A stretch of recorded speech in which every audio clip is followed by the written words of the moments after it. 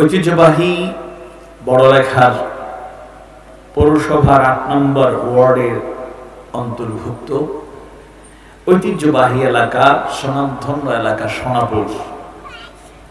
সোনাপুরের ঐতিহ্যবাহী জামে মসজিদের উদ্যোগে আয়োজিত মসজিদ সংলগ্ন সুবিশাল ময়দানে আয়োজিত ২০তম ঐতিহাসিক তাফসীরুল কোরআন মাহফিলের এই অধিবেশনের মুহতারাম সভাপতি, মসজিদ কমিটির সম্মানিত সভাপতি এবং আমাদের বড়লেখার কেন্দ্রীয় জামে মসজিদের কোষাধ্যক্ষ, গণ্যমান্য ব্যক্তিবর্গ,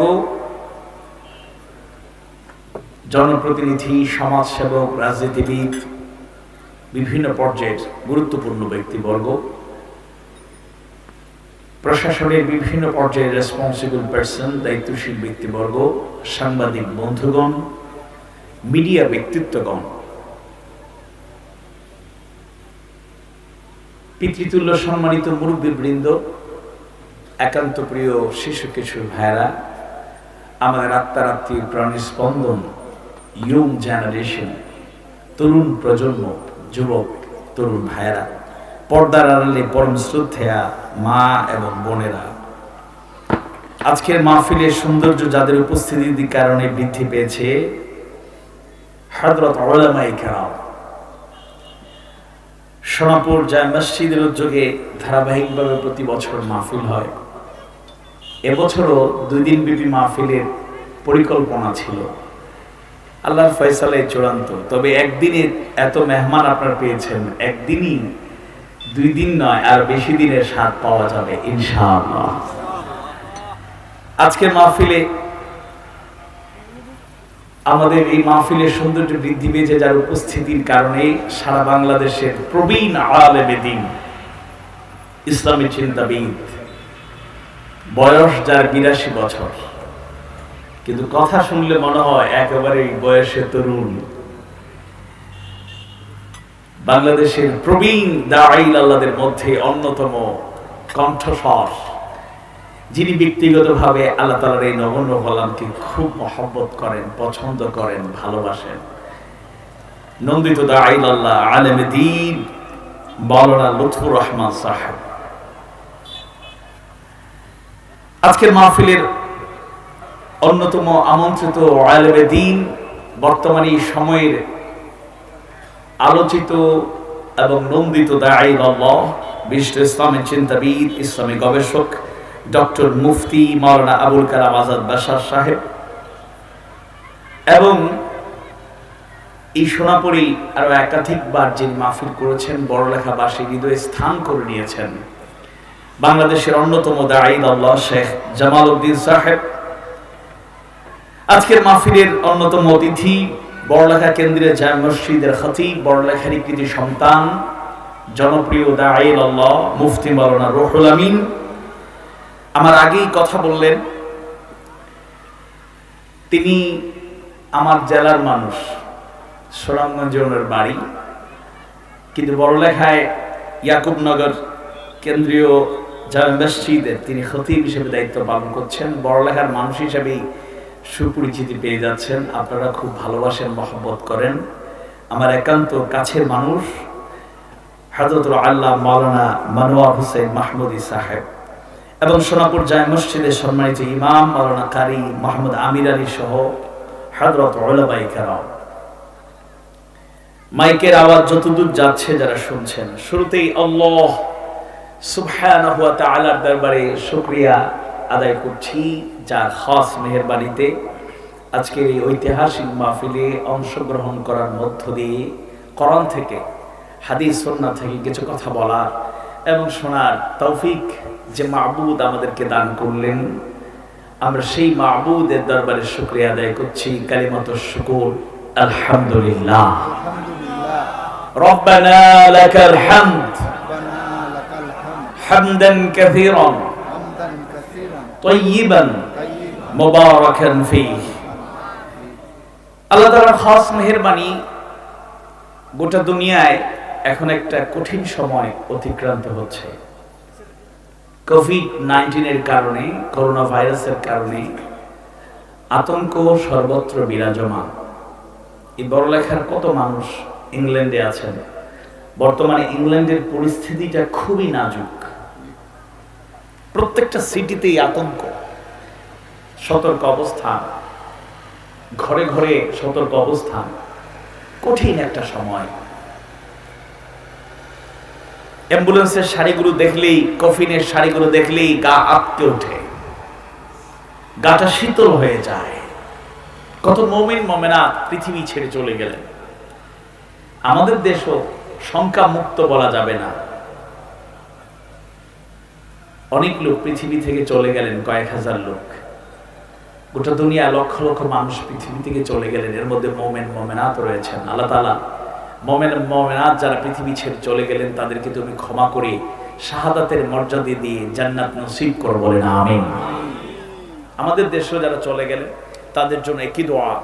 আর যারা এখন আমাদের দেশ গোটা দুনিয়া অসুস্থ আছেন, আল্লাহ তাআলা তাদেরকে সুস্থতা দান করুন, বলুন আমিন। অনেক আলেম ওলামারা অসুস্থ, কোভিড-19 আক্রান্ত বাংলাদেশের নন্দিত দাঈ আল্লাহ। বর্তমানে এই সময়ে কোরআন হাদিস, কোরআন সুন্নাহর আলোকে সহি কথাগুলো যারা বলেন এবং খুবই জনপ্রিয় হয়ে গিয়েছেন, ইউটিউব ফেসবুকে আমরা যারা আলোচনা নিয়মিত শুনি, তিনি হচ্ছেন নন্দিত দাঈ আল্লাহ শেখ আহমদুল্লাহ। তবে ইমপ্রুভমেন্ট আছে, কিছুটা উন্নতি হচ্ছে। আল্লাহ তাআলা তাকে পরিপূর্ণ সুস্থতা দান করুন, বলুন আমিন। করণের ময়দানে আবার তাকে ফিরিয়ে দিন, বলুন আমিন।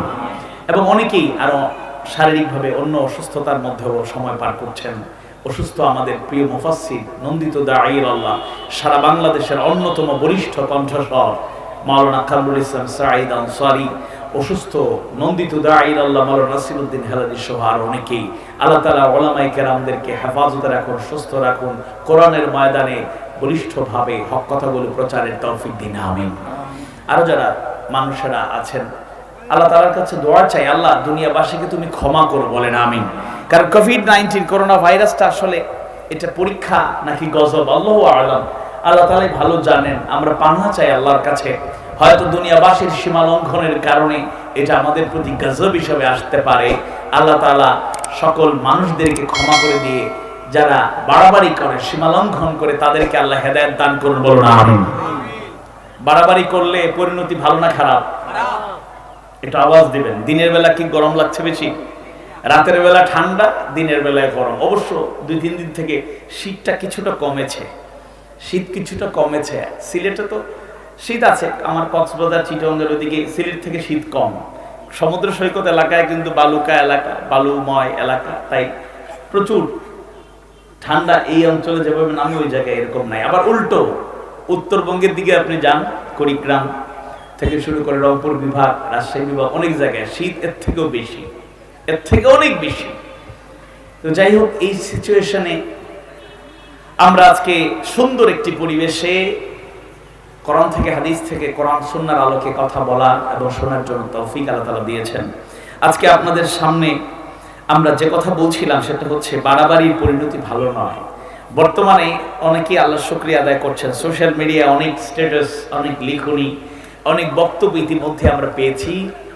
কয়েকদিন আগেই আমাদের পার্শ্ববর্তী দেশ মিয়ানমার, বার্মা হিসাবেই পরিচিত বেশি, ওই দেশের অবিসংবাদিত নেত্রী, তার বাবাও ছিলেন নেতা, অং সান সুচি, তিনি এখন সেনাবাহিনীর তত্ত্বাবধানে বন্দী অবস্থায় রিমান্ডে আছেন। বলেন আলহামদুলিল্লাহ। আপনারা বলবেন হুজুর আপনারাও তো পাশান, একজন মানুষ রিমান্ড, আপনারা কিলা দোয়া করেন, আলহামদুলিল্লাহ কিলা হই। আর লক্ষ লক্ষ বনি আদম মুসলমানদের চোখের পানি ঝরলো। অসংখ্য গণিত বনি আদম রোহিঙ্গা মুমিন মুমিনা পৃথিবী থেকে তার অঙ্গুলি হেলনে, আঙ্গুলের ইশারায় বিদায় নিল। কি করুণ পরিস্থিতি! মুসলমানদের উপর নির্যাতন, নিপীড়নের স্টিম রোলার অবলোকন করেছে গোটা দুনিয়ার মানুষ। আওয়াজ বাড়িয়ে বলুন ঠিক কিনা? কি দৃশ্য ছিল মিয়ানমারে, যান কক্সবাজারে, উখিয়া টেকনাফে, মোর লেস 10 লক্ষ মুমিন মুমিনা ওই জায়গায় আশ্রয় নিয়েছেন।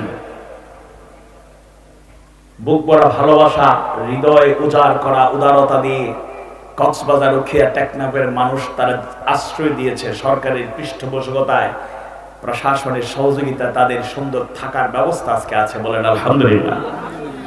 কিন্তু ফিরিয়ে দিতে পারবেন তাদের কষ্ট? ওই রোহিঙ্গা মুমিন মুমিনা যারা এদেশে আশ্রয় নিল, তাদের জবান থেকে আমরা শুনেছি সবাই গরিব ছিল না, উল্লেখযোগ্য মানুষ, ধন দৌলতের মালিক ছিল, বিশাল জায়গা জমির মালিক ছিল, সুন্দর অট্টালিকা ছিল, ব্যাংক ব্যালেন্স ছিল, কেউ কেউ মিলিনিয়ার ছিল, টাকা পয়সা সম্পদের মালিক ছিল। সব সম্পদ ফেলে আসতে হলো আজ ভিখারির মতো হাত পেতে কষ্ট করে তারা জীবন পার করে। এমন অনেক মুমিন মুমিনা বাংলাদেশের কক্সবাজারে উখিয়া টেকনাফে আশ্রয় নিল, নিজে একা আসতে পেরেছে, বাকি সদস্যদের নিয়ে আসতে পারে নাই।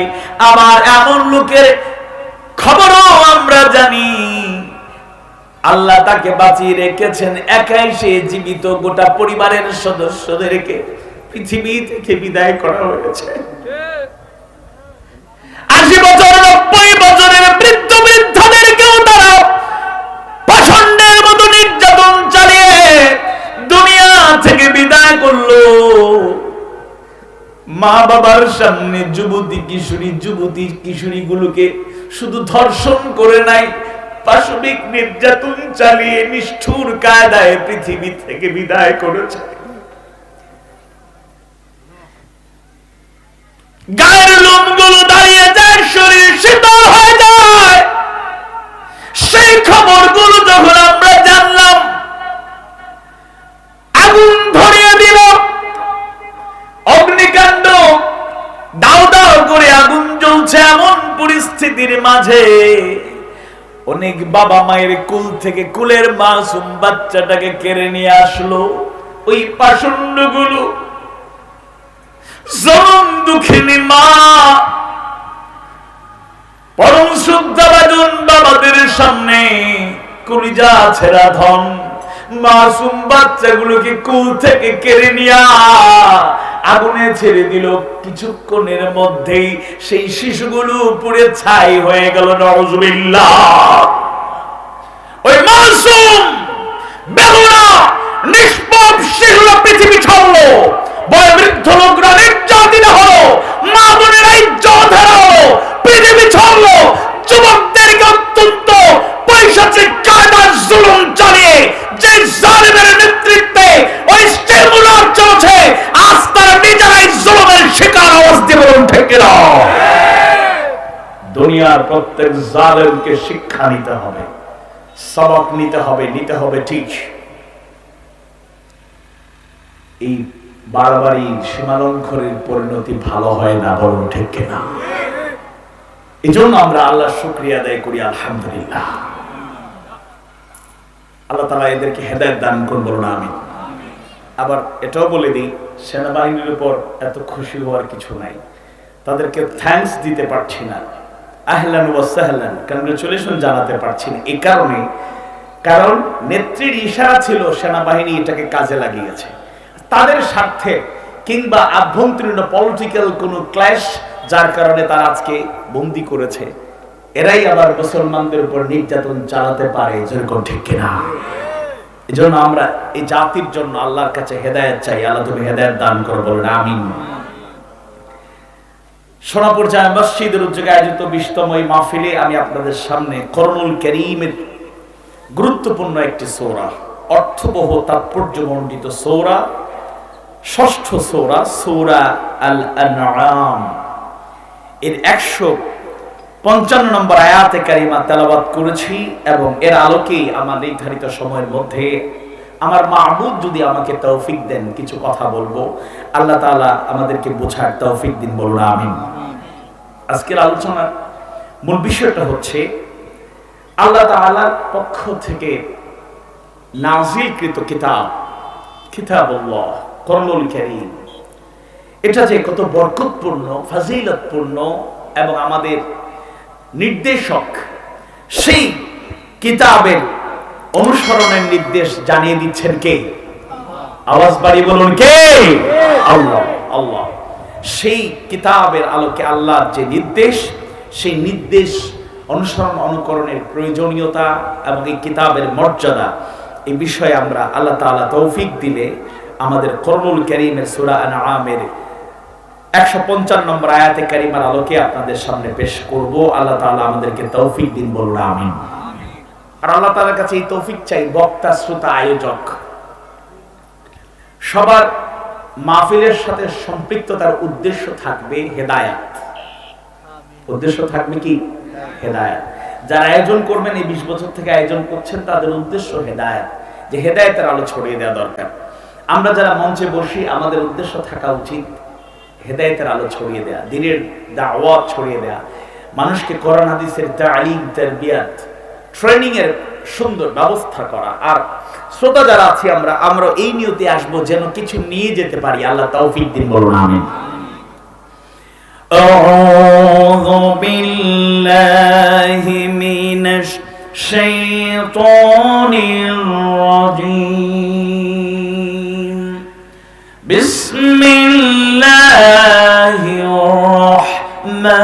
রাহমানির রাহিম। وهذا كتاب أنزلناه مبارك فاتبعوه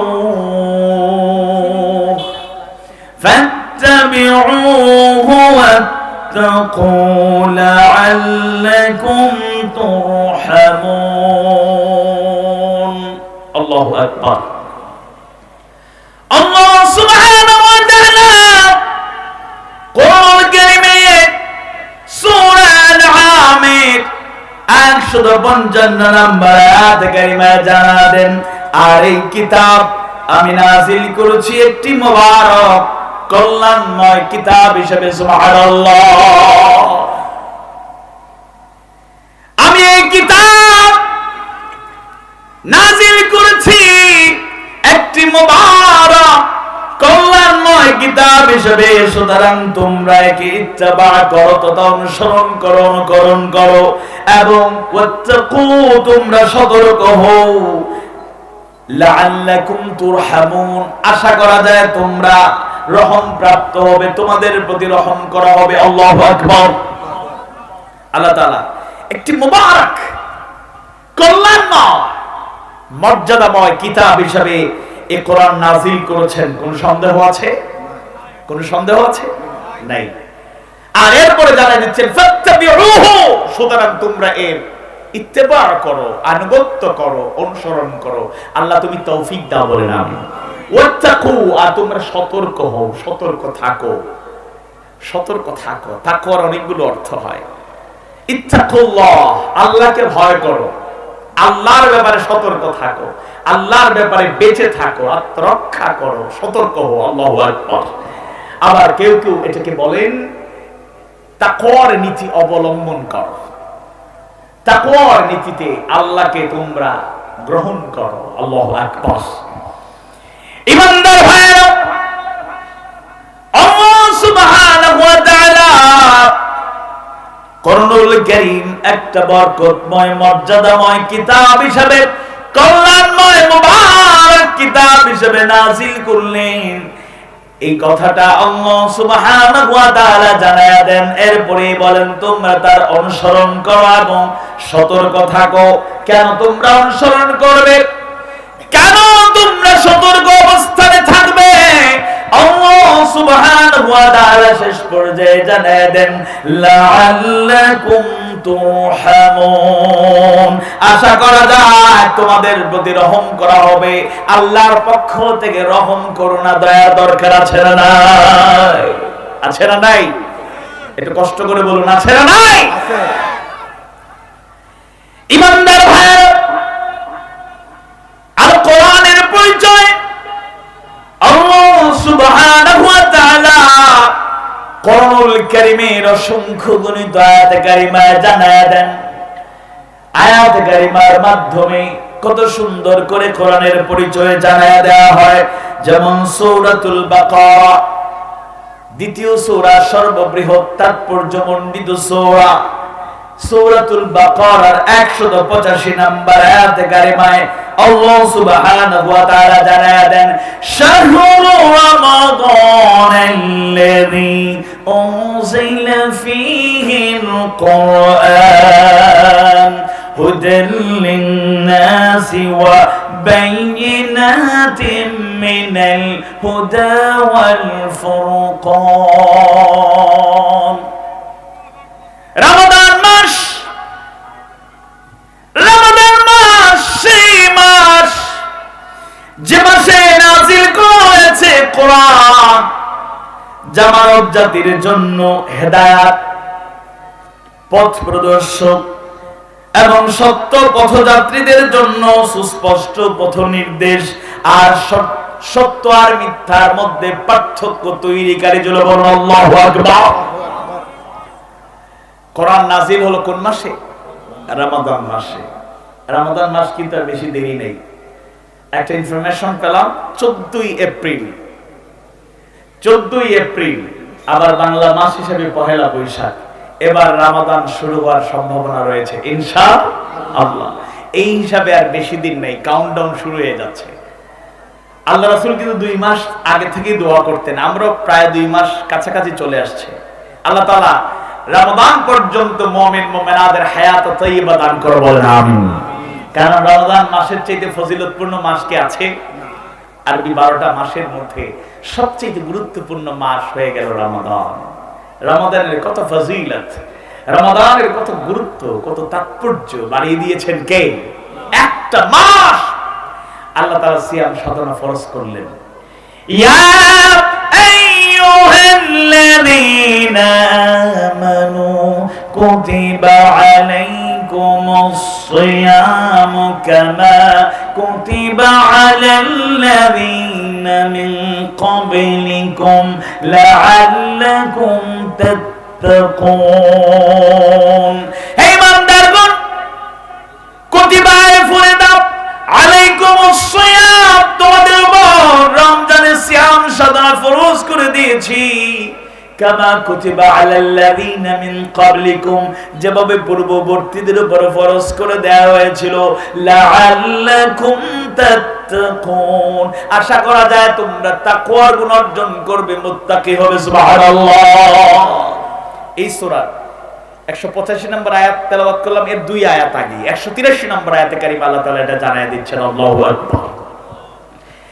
দেখেন রমাদান মাসের এত ফজিলত, একটা নফল ইবাদত করলে ফরজের সমপরিমাণ সওয়াব, একটা ফরজ আদায় করলে 70 গুণ বাড়ায় দেন কে? আল্লাহ। এত মর্যাদাপূর্ণ। কিন্তু সবকিছু মিলে যদি মূল কারণটা আমরা জানতে চেষ্টা করি, রমাদান মাসের এত ফজিলত, এত গুরুত্ব, এত তাৎপর্য, যেই রমাদান মাসের একটা রাত আছে 1000 মাসের চাইতে উত্তম। লাইলাতুল কদরি খায়রুম মিন আলফি শাহর। লাইলাতুল কদরের রাতে 1000 মাসের চাইতে উত্তম। সুবহানাল্লাহ। 1000 মাস মানে হলো, ক্যালকুলেশন করে দেখ, প্রায় 83 বছর 4 মাস। একটা রাত্রির ইবাদত 83 বছর 4 মাসের সমপরিমাণ মর্যাদা দান করলেন কে? ওই রাতের গুরুত্ব কেন? সূরা কদরের শুরুতে আল্লাহ তাআলা জানায় দেন, ইন্না আনজালনাহু ফি লাইলাতুল কদর। এই কোরআন ওই লাইলাতুল কদরের রাত্রিতে নাজিল হয়েছে। আল্লাহু আকবার। মুফাসসিররা মনে করেন একটা রাত্রিতে কোরআন মূলত সংরক্ষিত হয়েছে লৌহে মাহফুজে। আর 23 বছরের নবুয়তি জিন্দেগিতে ধারাবাহিকভাবে যখন যা প্রয়োজন নাজিল করেছেন কে? আল্লাহ। আল্লাহ। এই রমাদানের মর্যাদা বৃদ্ধি পাওয়ার পেছনে মূল কারণ হলো শাহরু রমাদান আল্লাযী উনজিলা ফীহিল কুরআন। কোরআন নাজিল হওয়ার কারণে রমাদানের মর্যাদা বেড়ে গেল, কোনো সন্দেহ আছে? আল্লাহু আকবার। সুতরাং কোরআন হলো মর্যাদাময় কিতাব। এই কিতাব হলো হুদাল লিন-নাস, গোটা মানবতার জন্য হেদায়েত, গোটা মানবতার জন্য হেদায়েত। যদিও সবাই হেদায়েত পায় না, হেদায়েত পায় তারা যারা তাকওয়ার গুণে গুণান্বিত হয়। জানিয়ে দিয়েছেন কে? সূরাতুল বাকারার শুরুতেই আল্লাহ সুবহানাহু ওয়া তাআলা জানায় দেন,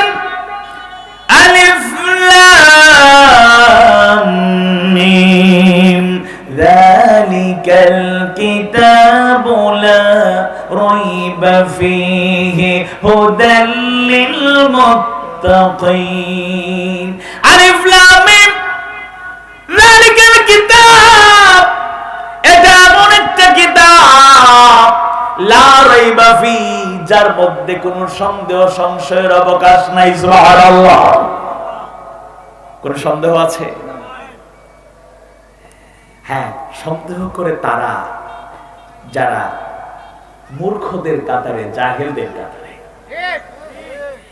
আবু জেহেলের নাম কি আবু জেহেল ছিল? জেহেল ছিল না তো, জাহেল ছিল না, ও ছিল আবুল হাকাম, মহাপণ্ডিতদের পিতা, জ্ঞানীদের পিতা। জাগতিক নলেজ বলতে যা বোঝায়, ইলম বলতে যা বোঝায়, তার এই নলেজ, এই জ্ঞান, দক্ষতা, পারদর্শিতা ছিল। কিন্তু একটা ইলম না থাকার কারণে সে হয়ে গেল মূর্খের পিতা, আবু জাহেল। সেই জ্ঞানটা, ইলমটা হলো কোরআনের ইলম। যেরকম সুবহানাল্লাহ। এই দুনিয়ার যত মানুষ সায়েন্স টেকনোলজির জ্ঞান আহরণ করবে, এটাও জ্ঞান, এটাও শিক্ষা, কোন সন্দেহ নাই। কিন্তু যেই জ্ঞান না থাকলে সে মূর্খদের কাতারে শামিল হবে, সে হলো, সেই জ্ঞান হলো কোরআনের জ্ঞান, ইলমুল ওয়াহির জ্ঞান। যেরকম সুবহানাল্লাহ। কোন সন্দেহ আছে আপনাদের? আমার মাত বোঝা যায়নি? তাহলে কোরআনের ইলম ছাড়া কোন মানুষ উপকৃত হতে পারবে না।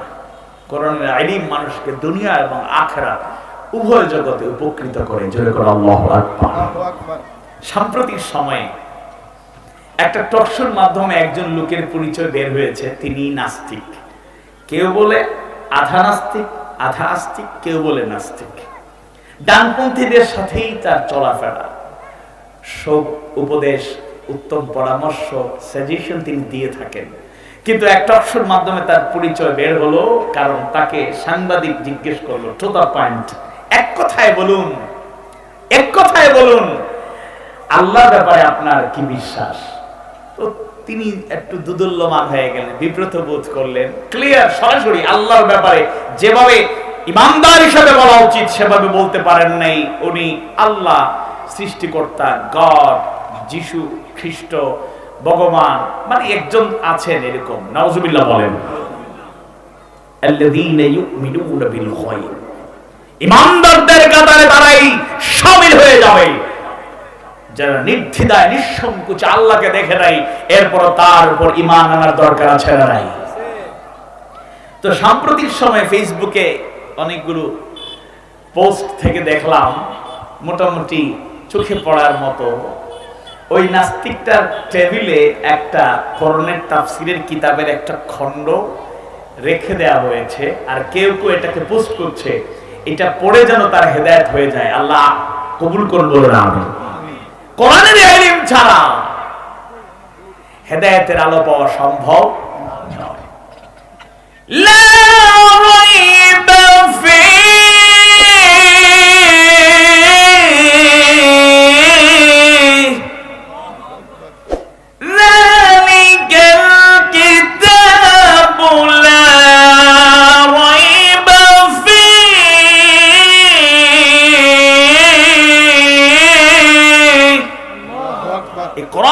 সেই কিতাব যার মধ্যে ভুল ত্রুটি থাকা দূরের কথা, সন্দেহ করার মতো কিছু নাই। যেরকম আল্লাহু আকবার। হ্যাঁ, আপনি জানেন না বলে সন্দেহ আপনার। কোরআনের গভীরে ঢুকে যান, কোরআনকে ভালো করে পড়ুন, বুঝুন, অনুধাবন করুন। হেদায়েতের আলোয় আলোকিত করবেন কে? এই কোরআন হলো আযীম কিতাব, তিবয়ানুল লিকুল্লি শাই। কি সমস্যায় ভুগছেন, সমাধান কোরআনে আছে। কি সমস্যা আপনার, পার্সোনাল লাইফ থেকে শুরু করে, ফ্যামিলি লাইফ থেকে শুরু করে, ন্যাশনাল ইন্টারন্যাশনাল লাইফ পর্যন্ত, কি সমস্যায় ভুগছেন বলুন, কোরআন তার সমাধান দিয়ে দিবে। আল্লাহু আকবার। আর অনেক সমস্যায় পড়া লাগবে না, কোরআনটা যদি আগে থেকে বুঝে ফেলেন আর কোরআনটা যদি অনুসরণ করতে পারেন। আল্লাহু আকবার।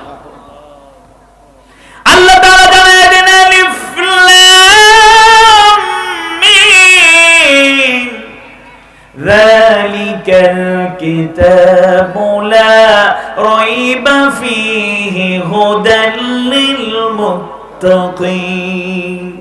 আলিফ লাম মিম যালিকাল কিতাব, ইহা এমন একটা কিতাব লা রাইবা ফী, যার মধ্যে কোনো সন্দেহ সংশয়ের অবকাশ নাই। হুদাল লিল মুত্তাকিন, আর মুত্তাকিদের জন্য পথ প্রদর্শক। আল্লাহু আকবার। হুদাল লিন নাস, কিতাবি কিতাবুল্লাহ, আল্লাহর কোরআন গোটা মানবতার জন্য হেদায়েত। এই কথা সত্য। আবার হুদাল লিল মুত্তাকিন, এটা মুত্তাকিদের জন্য হেদায়েত, এই কথা সত্য। সন্দেহ সংশয় দূর হয়ে যাবে মুফাসসিরদের সেই বর্ণনা যদি আমরা ভালো করে বুঝি। মুফাসসিররা বর্ণনা করে আল্লাহ তাআলা এক জায়গায় বলেন হুদাল লিন-নাস, সূরাতুল বাকারা 185 নম্বর আয়াতে তা বর্ণনা হলো হুদাল লিন-নাস, এটা গোটা মানবতার জন্য হেদায়েত। আবার সূরাতুল বাকারার শুরুতে আল্লাহ বলেন হুদাল লিল মুত্তাকিন, মুত্তাকিদের জন্য হেদায়েত। কথার মধ্যে কোনো বৈপরীত্য নাই। মুফাসসিররা বর্ণনা করেন কোরআন সবার জন্য, সকল মানুষের জন্য হেদায়েত। তবে হেদায়েত তারাই পাবে যারা তাকওয়ার গুণ অর্জন করবে। জোরে কোন আল্লাহু আকবার। সবার জন্য হেদায়েত, কিন্তু সবাই হেদায়েত পাবে না। এটা সবার জন্য হেদায়েত, নো ডাউট, লা শাক্কা ফি ওয়া লা রাইবা ফি। কোন দুদুল্যমান টেনশনে থাকার কোনো দরকার নেই, শঙ্কা সন্দেহেরও দরকার নেই। এটা সবার জন্য হেদায়েত, ধর্ম বর্ণ নির্বিশেষে সবার জন্য হেদায়েত। তবে হেদায়েত পেতে হলে একটা গুণ অর্জন করতে হবে, সেটা হলো তাকওয়া। তাই একটা কথা প্রায়ই বলি, ঘরে ঘরে কোরআন আছে, ঘরে ঘরে হেদায়েত নাই। কথা ঠিক না বেঠিক? একটা আওয়াজ বাড়িয়ে বলুন তো, কথাটা ঠিক না বেঠিক? এমন একটা ঘর পাওয়া যাবে মুসলমানের ঘর যে ঘরে কোরআন নেই, কিন্তু গিয়ে দেখবেন, যদি বলেন আপনার কোরআন মজিদটা কোথায়, কোরআনুল কারীমটা একটু দেন তো, দেখবেন 5 মিনিট সময় লাগে, 10 মিনিট। অনেক ঘরে, সব ঘরে না। কি ব্যাপার, এটারে এমন উপরে রাখছে, সম্মান দিতে দিতে সর্বোচ্চ জায়গায় রাখছে, ভালো কথা, কিন্তু এটাকে নামানোর প্রয়োজন মনে করে না।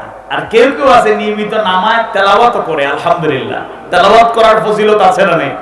কিন্তু এই কোরআন তো তেলাওয়াত করলে ফজিলত আছে, কিন্তু কোরআনটা এসেছে কেন? কেন আসলো? আমাদের হেদায়েত দেবে। একটা উদাহরণ একটু আপনাদের স্মরণ করায় দিই। মনে করুন ঘরের মধ্যে অশান্তি, স্বামী স্ত্রীর সম্পর্ক ভালো না, পিতা পুত্রের সম্পর্ক ভালো না, ভাই ভাইয়ের সম্পর্ক ভালো না, ভাই বোনের সম্পর্ক ভালো না, আত্মীয় স্বজনের মধ্যে সম্পর্ক ভালো না, অশান্তি চলছে তো চলছেই, বছরের পর বছর অশান্তি থামছে না। আপনি প্রত্যেকটা মানুষকে দেখবেন, এই প্রত্যেকটা মানুষ কোরআন দেখে, কেউ কেউ কোরআন পড়েও, কিন্তু সমস্যা বাড়ছে, সমস্যা কমছে না, কারণ এই কোরআন থেকে সবকটা গ্রহণ করতে পারছে না।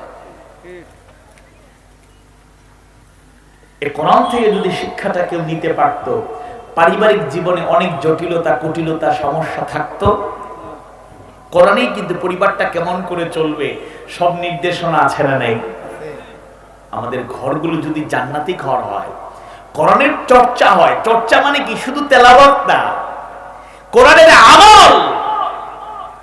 আমরা যেভাবে কওলি, কথার মাধ্যমে, তেলাওয়াতের মাধ্যমে কোরআনটাকে চর্চা করি, আমরা ফি'লি ওয়া আমালি, প্র্যাকটিক্যাল লাইফে, আমলে যদি আমরা কোরআনকে মানতাম, তাহলে আমাদের মধ্যে ক্লেশ, ভেদাভেদ, অশান্তি দাউ দাউ করে চলতো না। একে অপরের অধিকারের ব্যাপারে সচেতন বানায় দিতেন কে? আল্লাহ।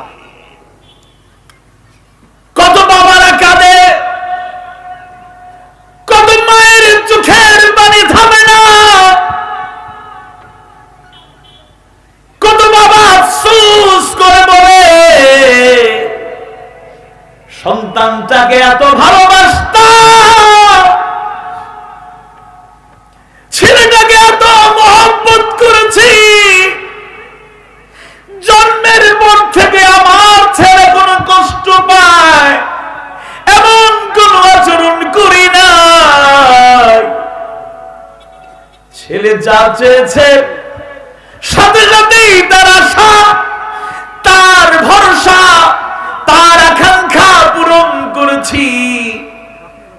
নিজে বেশি পড়ি নাই, সন্তানকে জগৎ বিখ্যাত জ্ঞানী বানানোর জন্য যা প্রয়োজন জায়গা জমি পর্যন্ত বিক্রি করেছি, জমানো টাকা খরচ করেছি।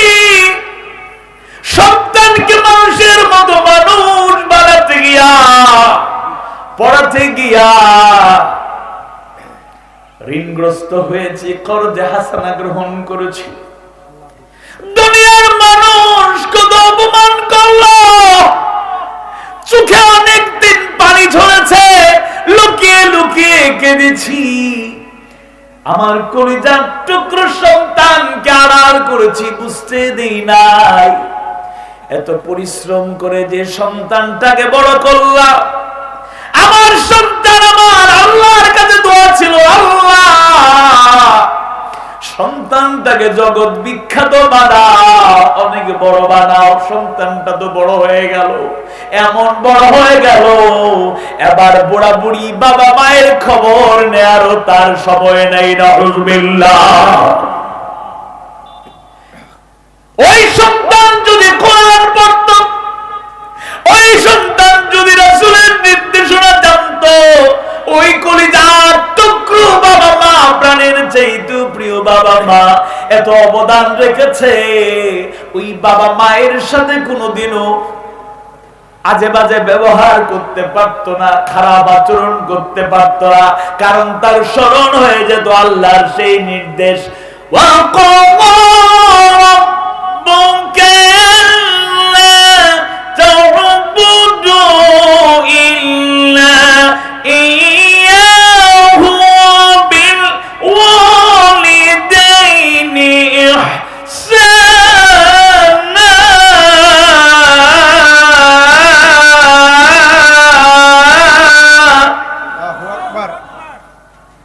সে যদি কোরআন পড়ত,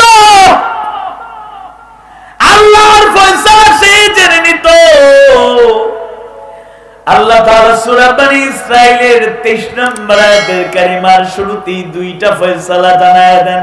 একটা হলো আল্লাহ ছাড়া কারো গোলামি করা যাবে না, আর দ্বিতীয় ফয়সালা হলো ওয়াবিল ওয়ালিদাইনি ইহসানা, আর তোমাদের পিতা মাতার সাথে উত্তম আচরণ করো, সদ্ব্যবহার করো। জোরে কোন সুবহানাল্লাহ। ঘরে যদি কোরআন থাকতো, মা বাবাকে বলবো দুনিয়ার জ্ঞানী বানাতে চান, আপত্তি করি না, কিন্তু দুনিয়া আখিরাতে উভয় জগতে ওই জ্ঞানের মূল্য থাকবে। যদি দুনিয়ার সায়েন্স টেকনোলজি সকল শিক্ষা দেওয়ার পাশাপাশি সন্তানটাকে কোরআন সুন্নাহর শিক্ষা দেন, আওয়াজ বাড়িয়ে বলুন ঠিক কিনা। ছোট্ট ঘর, ছোট্ট পরিবার, ইসলাম যদি না থাকে ওই ছোট্ট পরিবারে আগুন জ্বলবে। আর আল্লাহর কোরআনের হেদায়েত যদি ওই ঘরের মধ্যে থাকে, ওই ঘরে খাবার এক বেলা খেলে আর এক বেলা নাও থাকতে পারে, ওই ঘরে অভাব থাকতে পারে, খেয়ে না খেয়ে জীবন পার করা মানুষ সদস্যরা থাকতে পারে, অনেক কষ্ট দুঃখ জাগতিক সমস্যা প্রতিকূলতা থাকতে পারে। কিন্তু কোরআনের শিক্ষা যদি ওই পরিবারে থাকে, ওই পরিবারে অশান্তি থাকবে না, অশান্তি থাকবে না, অশান্তি থাকবে না। আওয়াজ বাড়িয়ে বলুন ঠিক কিনা। ঘরগুলোকে কোরআনের আলোকে সাজান, আল্লাহর নির্দেশ, তার সৌন্দর্য সাজান। সিবগাতুল্লাহ, ওয়া মান আহসানু মিনাল্লাহি সিবগা। আল্লাহর রঙে যদি জীবনটা রাঙানো যায়, তাহলে প্রত্যেকটা জায়গাতে আল্লাহর করুণা দয়া পাওয়া যাবে, কোনো সন্দেহ নাই। তাইলে হেদায়েত সবার জন্য, সবাই হেদায়েত পায় না। যারা তাকওয়ার নীতি অবলম্বন করে, মুত্তাকিদের কাতারে শামিল হয়ে যায়। তাদের জন্য আল্লাহ সুবহানাহু ওয়া তাআলার এই কিতাব হেদায়েত দান করবে, কোনো সন্দেহ নেই। তাকওয়ার অনেকগুলো অর্থের মধ্যে প্রসিদ্ধ অর্থ আমরা যেটা ব্যবহার করে থাকি সেটা হলো খৌফ, খাশিয়া, ভয়। আমাদের অন্তরে ভয় থাকবে এক সত্তার, তিনি কে? আওয়াজ বাড়িয়ে বলুন, তিনি কে? আল্লাহর ভয়। তাকওয়ার গুণ থাকলে লোকের অন্তরে থাকবে আল্লাহর ভয়। সে একদিকে তার ঈমান হবে মজবুত, দুনিয়ার কোনো ভয়কে সে ভয় পাবে না। আবার আল্লাহর ভয় থাকার কারণে পাপপঙ্কিলতায় জড়িত হওয়ার সাহস করবে না। আমার কথা কিনা বুঝতে পারেনি? তাহলে খৌফ থাকলে, আল্লাহর খাশিয়া, ভয় থাকলে, তাকওয়া থাকলে একদিকে তার ঈমান হবে মজবুত, দুনিয়ার কোনো ভয়ে সে দুর্বল হবে না। অন্যদিকে আল্লাহর ভয় থাকার কারণে, তাকওয়ার গুণ থাকার কারণে পাপ পঙ্কিলতার দিকে ধাবিত হওয়ার থেকেও তাকে বাঁচায় রাখবেন কে? আল্লাহ। আওয়াজ বাড়িয়ে বলুন, কে?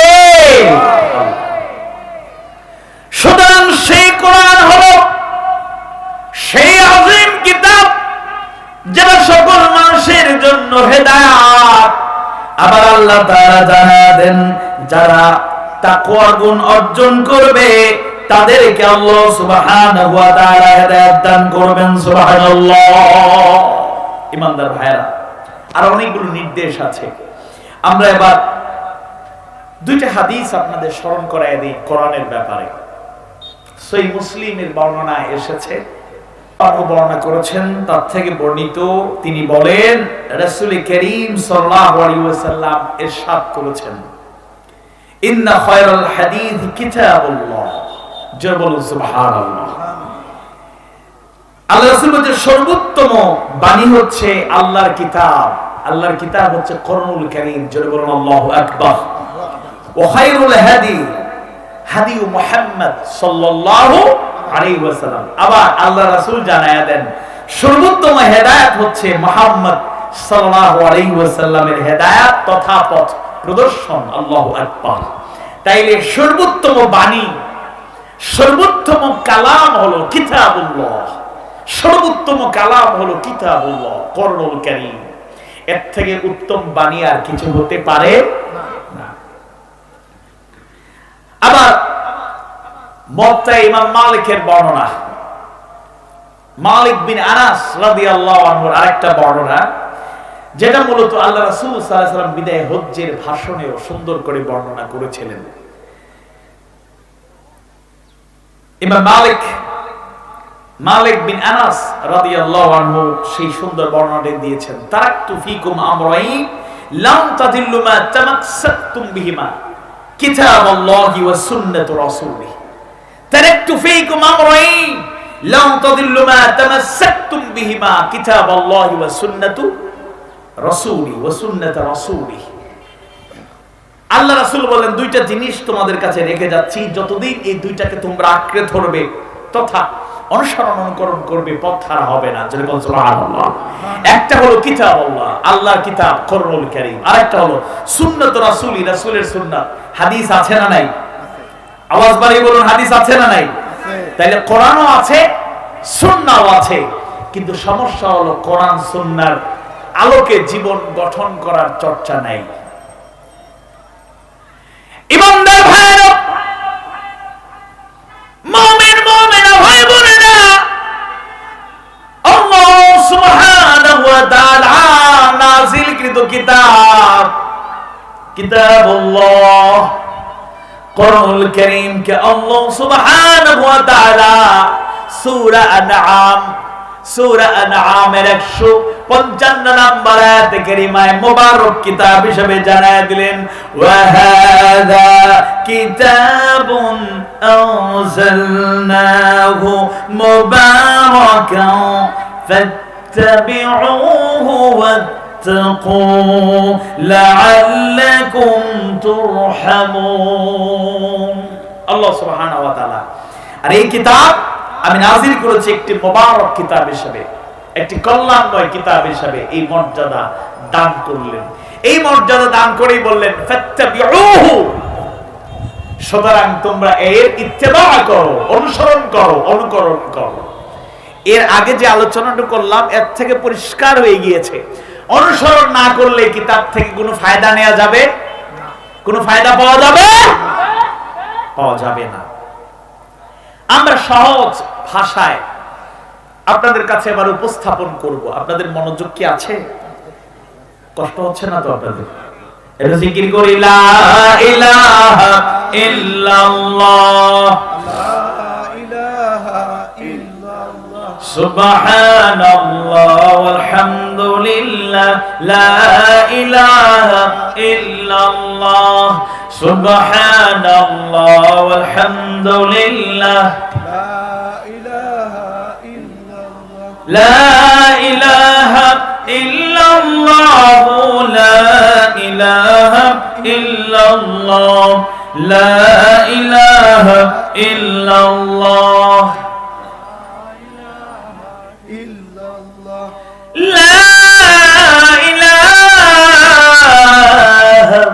ইল্লাল্লাহ, মুহাম্মাদুর রাসূলুল্লাহ সাল্লাল্লাহু আলাইহি ওয়াসাল্লাম। তাইলে আমরা আপনাদের সামনে টু দ্য পয়েন্ট কিছু দিক তুলে ধরতে চাই। আল কোরআনের কিতাবের ইত্তেবা করার মানেটা কি? ইত্তেবা করব আমরা, অনুসরণ করব, অনুকরণ করব। এই অনুকরণ করা, ইত্তেবা করার মানেটা কি, অর্থটা কি, কি করতে হবে আমাদেরকে? এক, আল্লাহর কিতাব হিসেবে কোরআনের প্রতি ঈমান এবং আস্থা স্থাপন করা। কিতাবুল্লাহর ইত্তেমা মানে হচ্ছে এটার প্রতি আমাদের ঈমান এবং আস্থা, ঈমান এবং আস্থা স্থাপন করা লাগবে। এই কোরআনের প্রতি, কিতাবের প্রতি ঈমান আমরা ঘোষণা আগেই দিয়েছি, আমানতু বিল্লাহি ওয়া মালাইকাতিহি ওয়া কুতুবিহি ওয়া রাসূলিহি ওয়াল ইয়াউমিল আখিরি ওয়াল কদরি খাইরিহি ওয়া শাররিহি মিনাল্লাহি তাআলা ওয়াল বা'থি বা'দাল মাউত। তাহলে কুতুবিহি, কিতাব সমূহের উপর, আসমানি কিতাবের উপর ঈমান আমাদের আছে না নাই? আওয়াজ ভাই বলো, আছে না নাই? এই কোরআনের প্রতি আমাদের ঈমান লাগবে, এটা আমাদের মূল কিতাব। বাকিগুলোর প্রতি বিশ্বাস আছে, কিন্তু মূলত যেটাকে, যে কিতাবকে অনুকরণ করা লাগবে, অনুসরণ করা লাগবে, সেই কিতাব হলো কিতাবুল্লাহ, আল্লাহর কিতাব কোরআনুল কারীম, কোরআন মাজিদ। আল্লাহ তাআলা বোঝার তৌফিক দিন, বলুন আমিন। এই কিতাবের প্রতি আমাদের ঈমান, মজবুত ঈমান লাগবে, আস্থা লাগবে। যেমন আমাদের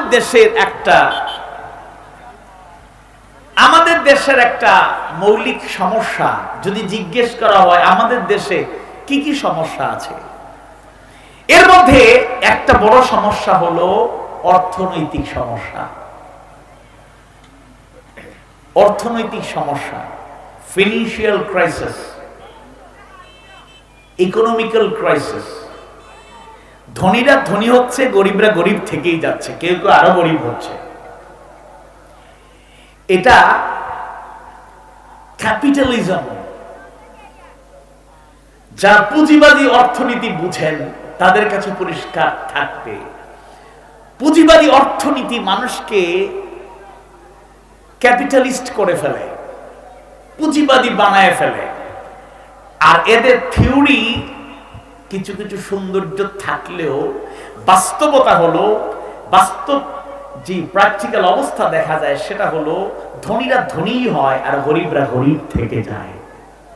আরো যত অর্থনৈতিক মতবাদ পৃথিবীতে এসেছে, কেউ মানুষকে শান্তি দিতে পারে নাই। আপনারা কি একটা তথ্য, একটা কথা, কোরআন তো সব সমস্যা সমাধান, কোন সমস্যা নাই, সন্দেহ নাই। একটা কথাই বলি অর্থনৈতিক বিষয়ে,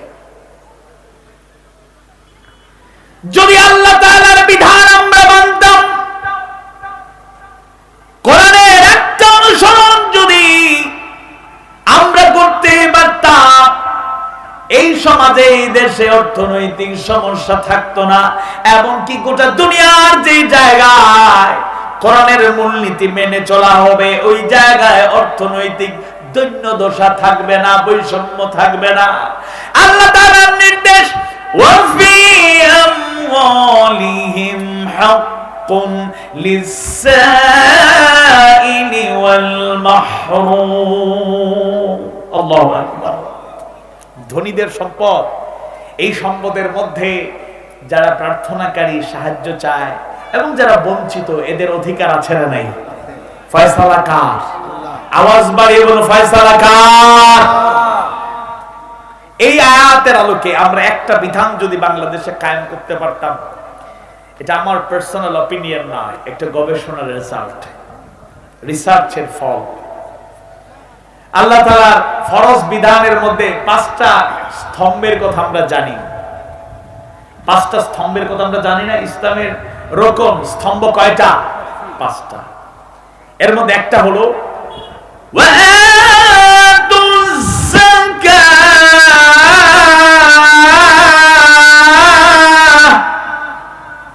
আর তোমরা যাকাত আদায় করো, যাকাত আদায় করো। সম্মানিত মুমিন মুমিনার ভাই এবং বোনেরা, একটা চ্যালেঞ্জ দিতে চাই, চ্যালেঞ্জ,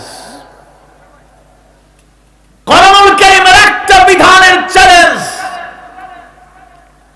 এবং বাংলাদেশের তৌহিদি জনতার কাছে একটা আরজ।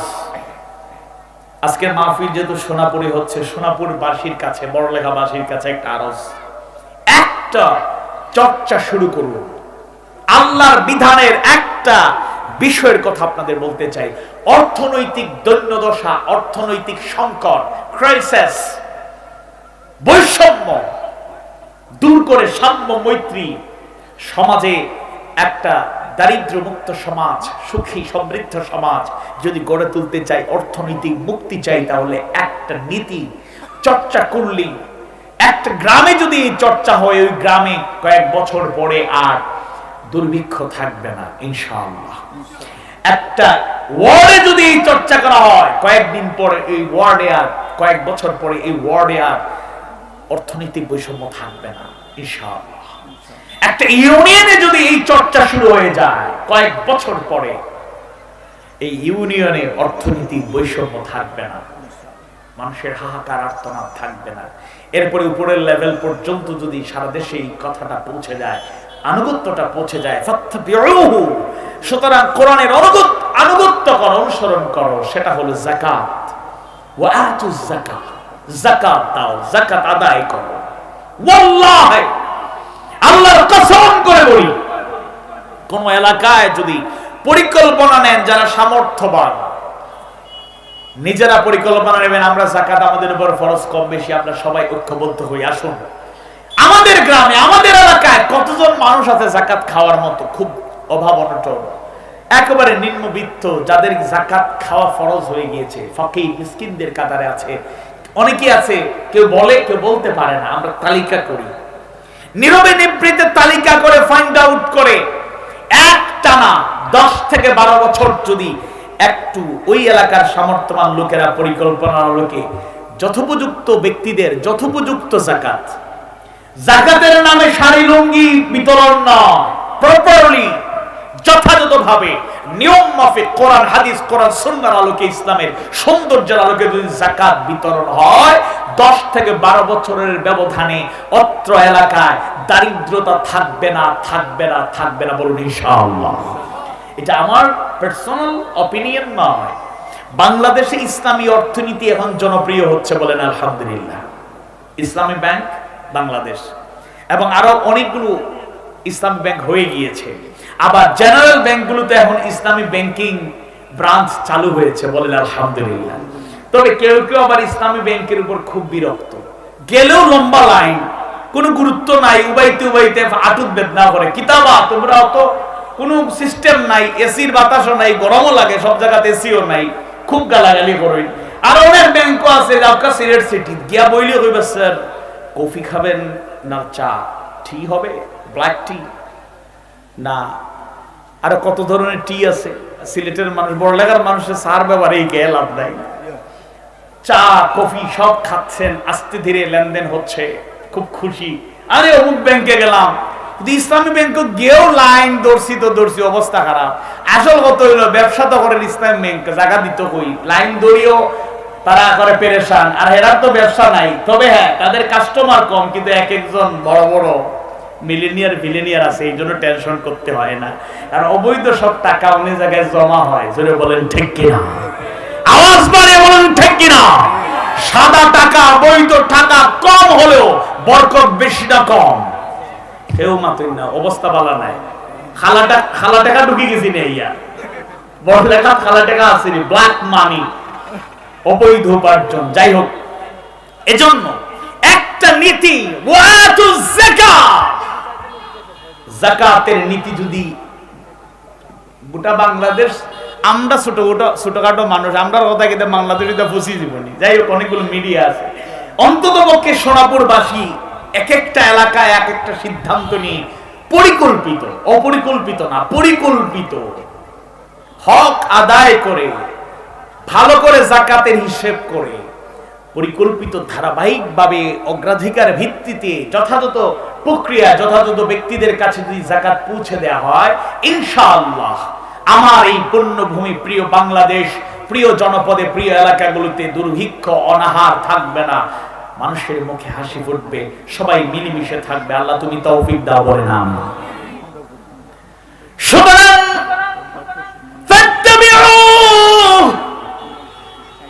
কোরআনের অনুসরণ করো, অনুকরণ করো। কোরআনের অনুসরণ অনুকরণ মানে হলো কোরআনের প্রতি দৃঢ় ঈমান এবং আস্থা রাখা।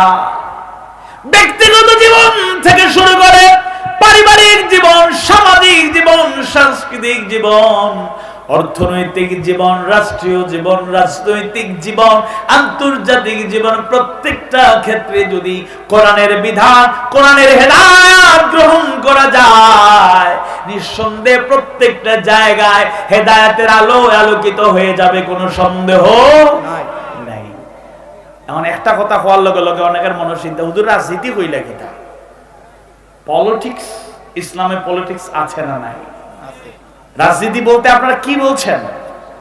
রাজনীতি মানে যদি হয় মানুষের কথা বলা, কোরআন হাদিস ইসলামের চাইতে মানুষের কথা আর কে বেশি বললো?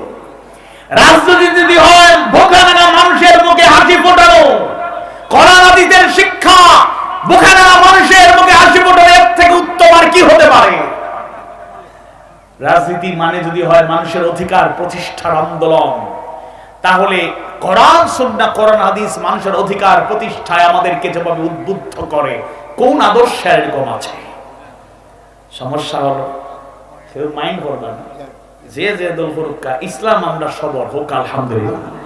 কিন্তু নেতারাই জানে না নেতা কারে কয়, নেতার কাজ কি। লিডারও জানেন না লিডার কারে কয়, আবার লিডারই আছে, এই করো সেই করো, ঝাঁপায় বলো, মইরা ফেলো, মাইরা দাও। বাপরে, a leader is he, a leader is he who knows the way, goes the way and shows the way. A leader is he who knows the way, goes the way and shows the way. নেতা হলো, leader হলো সে যে নিজে নিজের পথ, চলার পথ, কোন পথে সে যাবে সে জানে এবং সেই পথে সে চলে। এরপরে সে বলে তোমরা এই পথে চলো। এজন্য সাবধান, ওই নেতার পিছনে চলা যাবে না যেই নেতা নামাজি নয়। যেরকম ঠিক কিনা? আস্তেও হোক, ডর আছে আপনার না, মানতে রাজি নাই, কোনো ডর নেই। সেই নেতা আমার নেতা, যে নেতার মুখে কোরআনের বাণী আছে, যে নেতা কোরআন বুঝে, যে নেতা কোরআন মানে, সেই আমার নেতা।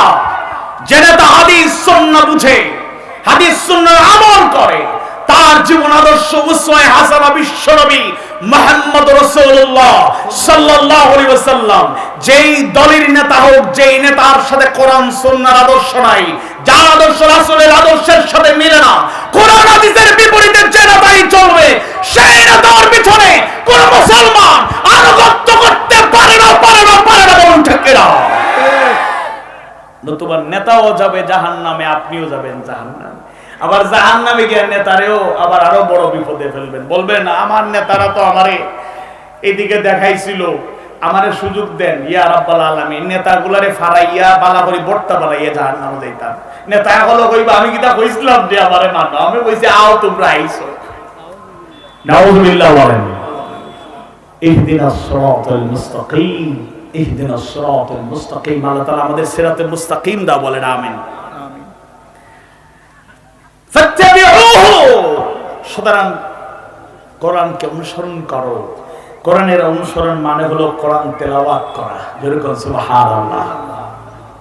কোরআন তেলাওয়াত করতে রাজি আছি?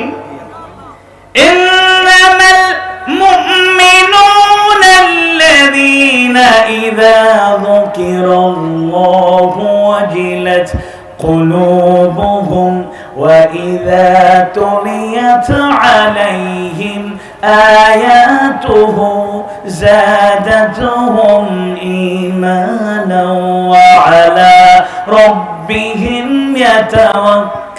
يتوكلون সূরা আনফালের 2-3 নম্বর আয়াত কারিমা মুমিন মুমিনাদের পাঁচটা গুণাবলীর কথা আল্লাহ সুবহানাহু ওয়া তাআলা জানায় দেন। তন্মধ্যে দ্বিতীয় গুণ হলো ওয়া ইযা তুলিয়াত আলাইহিম আয়াতুহু যাদাতুহুম ঈমানা, যখন তাদের সামনে কোরআনের তেলাওয়াত হয় আর সে যদি মুমিন মুমিনা হয় তাহলে তার ঈমান বৃদ্ধি পেয়ে যায়। জোরে বলুন আল্লাহু আকবার।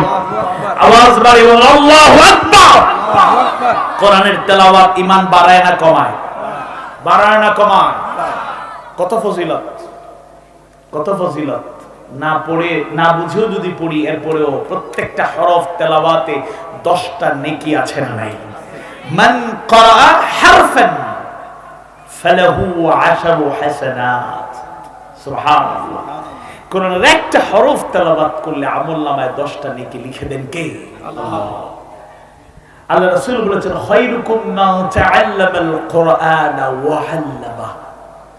তোমাদের মধ্যে তারাই উত্তম যারা নিজে কোরআন শিখে অন্যকে শেখায়। আল্লাহু আকবার। এজন্য আমাদের সমাজে সম্মানিত এক শ্রেণীর মানুষ হলেন আমাদের ইমাম খতিবরা। বলেন আলহামদুলিল্লাহ। গ্রামে গঞ্জের ইমামরা বড়ই অবহেলিত। সোনাপুর জামে মসজিদের ইমাম অবহেলিত থাকার কথা না। এই এলাকার মানুষ সকল আলহামদুলিল্লাহ অনেক বালা হোক আলহামদুলিল্লাহ। এবং আলহামদুলিল্লাহ সার্বিকভাবেই অর্থে তাদের অবস্থা ভালো, এই জন্য ইমামরা ভালো থাকবেন। কিন্তু অনেক গ্রামে গঞ্জের ইমাম আছেন বড় অবহেলিত, টাকা পয়সা কম, এই জন্য অবহেলিত বলছি না। একটা কষ্টের কথা বলি, যখন এরকম কোন খবর আমরা দেখি বা সরাসরি আমরা জানতে পারি, অনেক গ্রামে গঞ্জে এরকম এলাকাও আছে, আমাদের দেশে এরকম এলাকাও আছে, ইমাম সাহেবকে নামকা ওয়াস্তে সামান্য বেতন দেয়, আবার নিজেও নিয়মিত নামাজে যায় না, হঠাৎ করে একবার যায়, সপ্তাহে 1-2 দিন যায়, মাঝে মধ্যে যায়।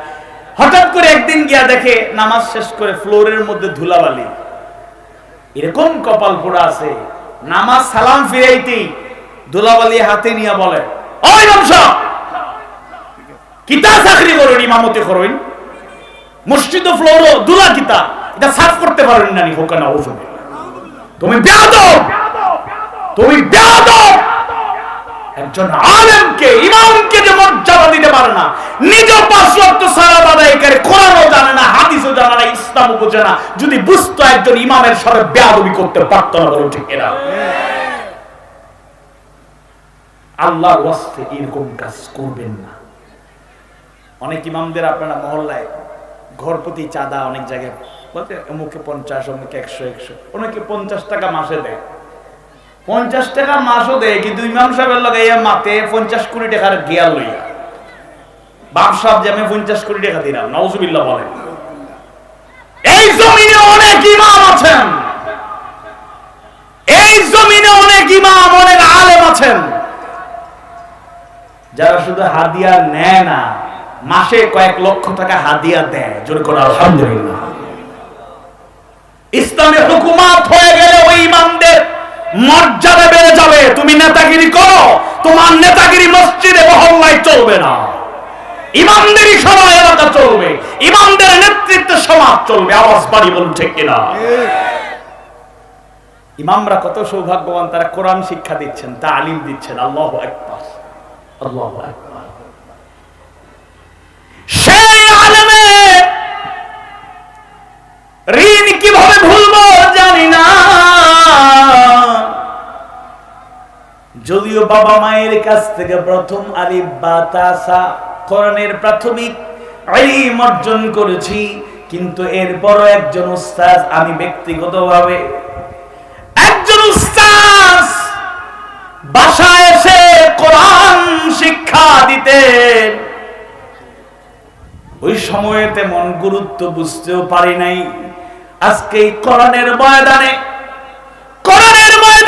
থাকার কারণে বুঝছি, উপলব্ধি করতে পারলাম, আমার উস্তাদ যদি সুন্দর করে কোরআনের তালিম না দিতে, আমার ওই গ্রামের রজপাড়া গায়ের আমার সেই উস্তাদ যেমন ছিলেন আজ তেমন আছেন, তার ছাত্র তো আজ অনেক বড় হয়ে গেল। ওই উস্তাদ যদি মায়া করে আদর করে না শেখাতে, কত আদর কত ভালোবাসা দিয়া বুঝায়া আমাদেরকে যারা কোরআন শিক্ষা দিলেন, ওই উস্তাদের আল্লাহ দুনিয়া আখিরাতে উত্তম জাযা তুমি দান করো বলে দাবি। আমার উস্তাদ এখন ৩-৪ বছর আগে তার মসজিদে আমায় দাওয়াত দিলেন, মুফাসসির হিসাবে, ওয়াইজ হিসাবে বয়ান করার জন্য দাওয়াত দিলেন। তার সাথে সাক্ষাৎ হলো, কতই না ভালো লাগলো। আমার উস্তাদ আমাকে আজও মহব্বত করেন। একদিনের একটা ঘটনা আজও ভুলতে পারি না। একটু বেত দিয়ে আঘাত করেছেন, আমি খুব কেঁদেছি। আব্বা পাশে আইনজীবী ছিলেন, অনেক মক্কেলরা বসা ছিল। কিছুক্ষণ পরে আব্বা আসলেন, হুজুরকে তার কক্ষে ডাকলেন, কি যেন বললেন জানি না। পরের দিন আর হুজুর নাই। অপেক্ষা করি হুজুর আসেন না কেন, পড়ার জন্য প্রস্তুতি নিয়ে বসে আছি, আমার হুজুর নাই। আম্মা বললেন তোমার হুজুর তো আর আসবেন না। আমি বললাম কেন আসবেন না? তোমাকে কালকে মারছেন, তুমি কান্নাকাটি করেছো, তোমার বাবার সহ্য হয় নাই, উনাকে বিদায় দিয়ে দিয়েছে। এই কথা শোনার পরে আগে যা কেঁদেছিলাম তার থেকে বেশি কান্না আমার চোখে। হাউমাউ করে কাঁদছিলাম আর বলছিলাম, এই হুজুরকে যদি এনে না দেওয়া হয় আমি আর পড়বো না, আমি প্রয়োজনে খাওয়া দাওয়া করবো না। আমার আব্বু তার বাড়ি পর্যন্ত আমার হুজুরের কাছে চলে গেলে, পরের দিন কোর্ট থেকে আসার পরে নিজে বাড়ি থেকে গিয়া হুজুরকে হাত ধরে ধরে মহব্বতের সাথে নিয়ে আসলেন। হুজুরকে হাজির করে আব্বা মুচকি মুচকি হাসেন। তিনি মূলত পরীক্ষা করে দেখেছেন, এর গুরুত্ব অনুধাবন করার সুযোগ করে দিয়েছেন। এই হুজুররা আমাদের আদর করত, মাঝে মাঝে শাস্তি দিত। ওই শাস্তিগুলো, ওই আঘাতগুলো আমাদের কাছে এত আনন্দের।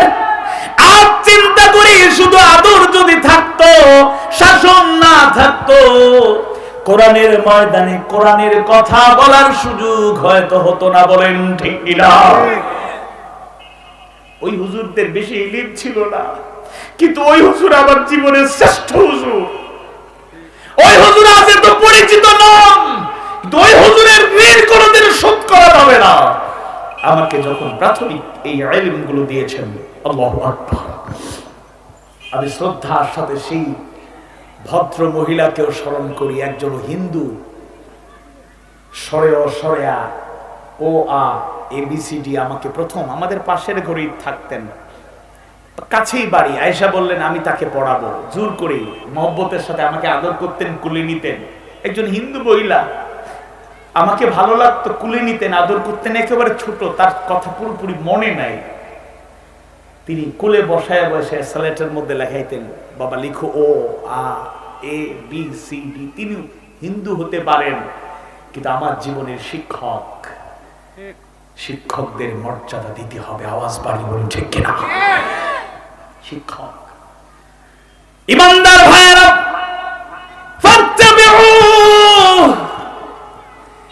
সুতরাং কোরআনের অনুসরণ করো। এর মানে একটা অর্থ হলো কোরআন বেশি বেশি তেলাওয়াত করব। কোরআন যেই ঘরে বেশি বেশি তেলাওয়াত হয়, ওই ঘরে আল্লাহ তাআলা আলাদাভাবে বরকত নাযিল করেন, কোন সন্দেহ নাই।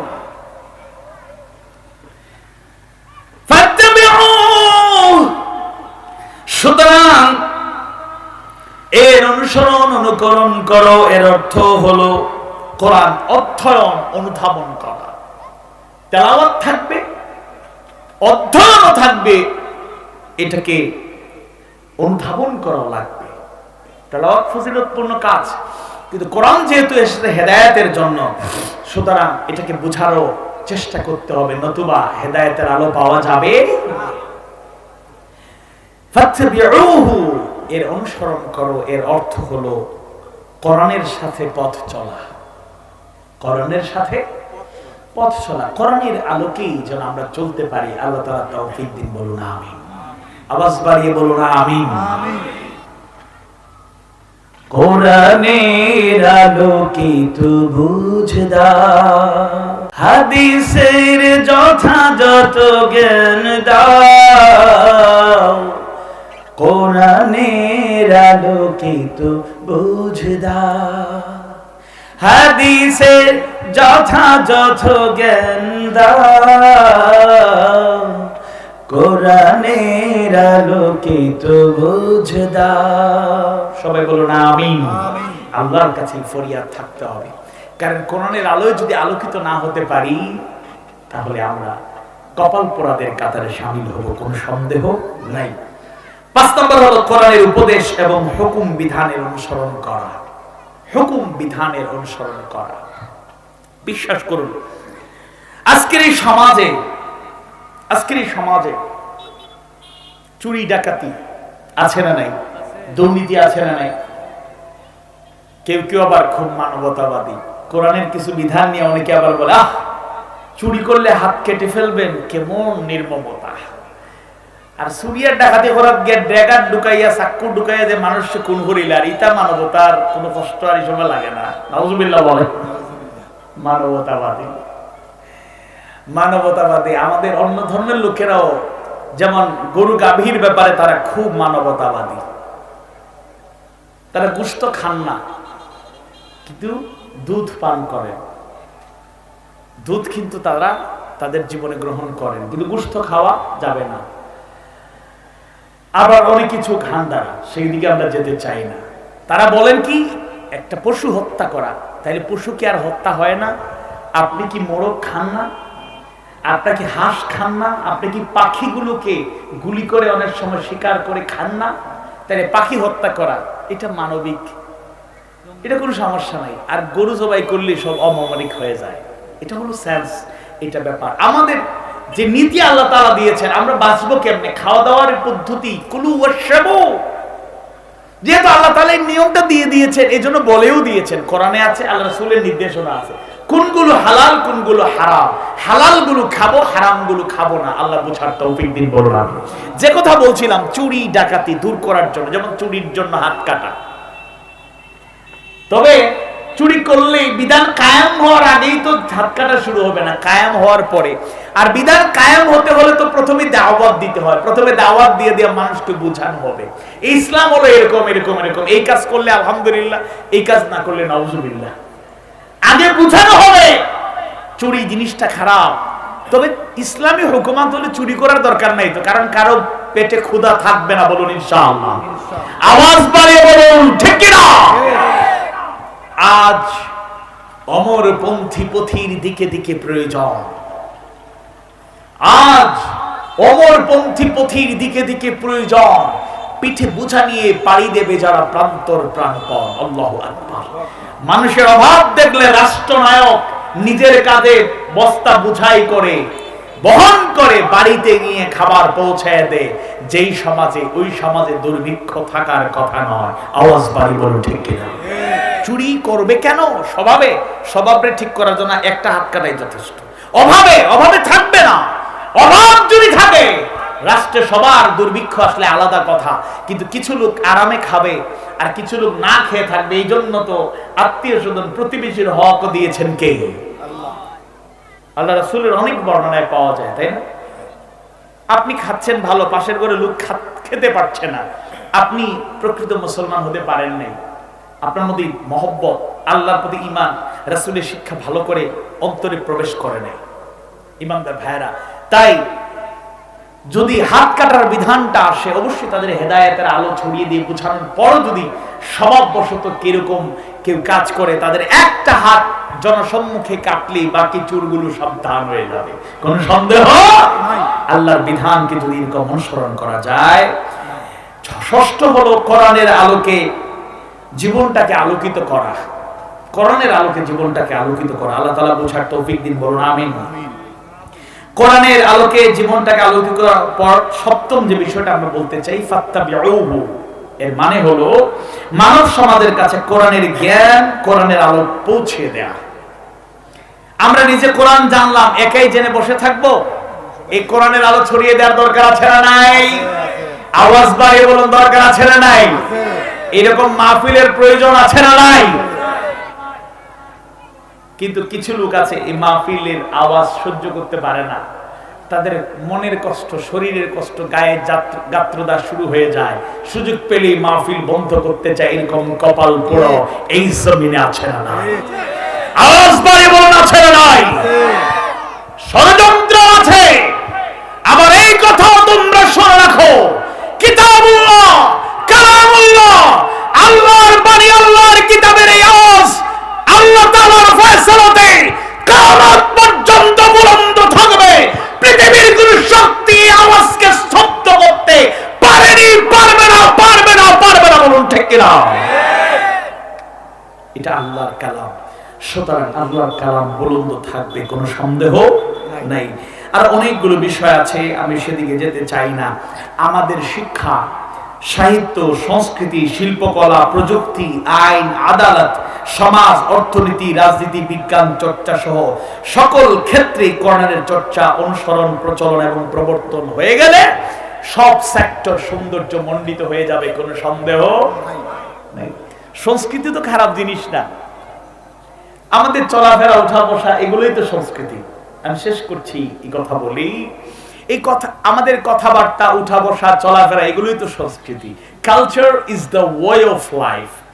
কিন্তু খারাপ হলো যেটা অপসংস্কৃতি, ইসলামে নাই, কোরআন হাদিসে নাই, সৌন্দর্যের মধ্যে নাই, অসুন্দর কাজ যেটাই করা হবে এটি অপসংস্কৃতি। এর থেকে আল্লাহ তাআলা আমাদের হেফাজত করুন, বলুন আমিন। আওয়াজ বাড়িয়ে বলুন আমিন। কোরআনের আলোকে, হাদিস সুন্নাহর আলোকে যদি সব সেক্টর সংস্কৃতিকেও সাজানো হয়, তাহলে সেটা হবে ইসলামের সংস্কৃতি, কোনো সন্দেহ নাই। আজকে আপনি হইব তো নাকি? আচ্ছা, ওই গেছে আলহামদুলিল্লাহ, রেডি দিয়ে ঘুম দিয়েছি, ওখানে রান্না চলে, নামাজ পড়ি খাইলি বা ইনশাআল্লাহ। আর সন্ধ্যার পর থেকে তো আমাদের নন্দিত দাঈল আল্লাহ, সন্ধ্যার বাদ মাগরিব আলোচনা করবেন শেখ জামাল উদ্দিন ভাই, অনেক ভালো আলোচক।